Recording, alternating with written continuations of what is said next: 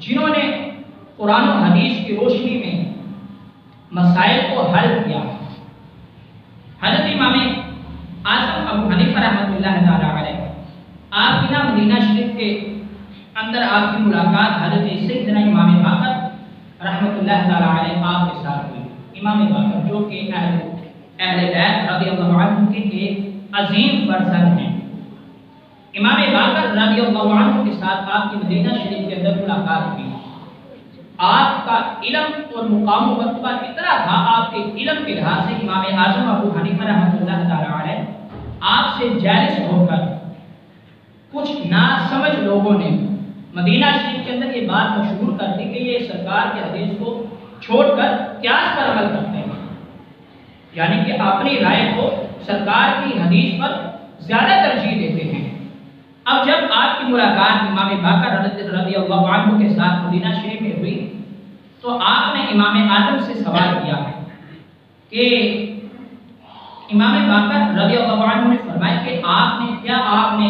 میرے نانا جان کے دین کو اور ان کی حدیث کو قیاس سے بدل دیا ہے، کہ یعنی کہ ایک مسئلے کو حل کرنے کے لیے ایک طرف حدیث ہے، آپ حدیث کو چھوڑ دیتے ہیں اور اپنے قیاس کو اپنی رائے کو آگے رکھتے ہیں، کیا ایسا ہے؟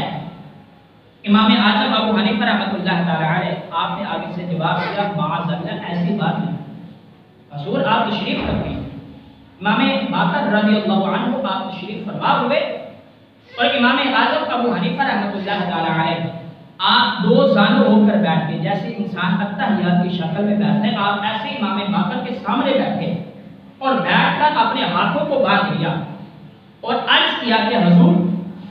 میں آپ کا ادب و احترام اس قدر کرتا ہوں جیسے صحابہ آپ کے نانا جان کا کرتے ہیں. حضور میں چند باتیں آپ سے عرض کرنا چاہتا ہوں، اجازت ہے؟ امام باقر رضی اللہ عنہ آپ نے کہا کہ ہاں پوچھیں، کیا پوچھنا چاہتے ہیں؟ امام اعظم نے پہلا سوال کیا کہ حضور آپ بتائیں کہ مرد کمزور ہے یا عورت کمزور ہے؟ امام باقر رضی اللہ عنہ آپ نے جواب دیا کہ عورت کمزور ہے. پھر آپ نے ساتھ ہی امام اعظم نے آگے کہا، آگے سے عرض کرتے ہیں کہ جہاد کے اندر جو مال غنیمت ہو اس میں سے عورت کو کتنا حصہ دینا چاہیے، اس کا کتنا حق بنتا ہے؟ امام باقر رضی اللہ عنہ آپ نے فرمایا کہ 2 حصے مرد کو دینے چاہیے، 1 حصہ عورت کو دینا چاہیے. جب آپ نے یہ جواب دیا نا تو امام اعظم ابو حنیفہ رحمۃ اللہ تعالی علیہ آپ نے آگے سے عرض کیا کہ حضور عورت کمزور ہے، چاہیے تو یہ تھا کہ عورت کو حصہ زیادہ دیا جاتا. حضور جو میرے بارے میں بات مشہور کی گئی ہے غلط فہمی کی بنا پر، حضور ایسی بات نہیں، اگر قیاس پر عمل کرتا تو میں عورت کے بارے میں فتویٰ دیتا کہ عورت کو 2 گنا دیا جائے، لیکن سرکار صلی اللہ علیہ وسلم نے جو ارشاد فرما دیا کہ مرد کو 2 حصے اور عورت کو 1 حصہ، حضور میں اسی پر فتویٰ دیتا ہوں کہ میں نے حدیث کو پیش نظر رکھتے ہوئے اپنی بات کو ترجیح نہیں دی بلکہ سرکار صلی اللہ علیہ وسلم کے فرمان کو ترجیح دی ہے. اب دوسری بات آپ نے آگے سے عرض کیا کہ حضور یہ بتائیں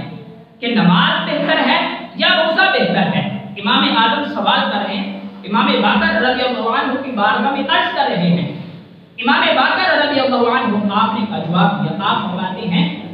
اگرچہ دونوں چیزیں بہتر ہیں لیکن نماز زیادہ بہتر ہے.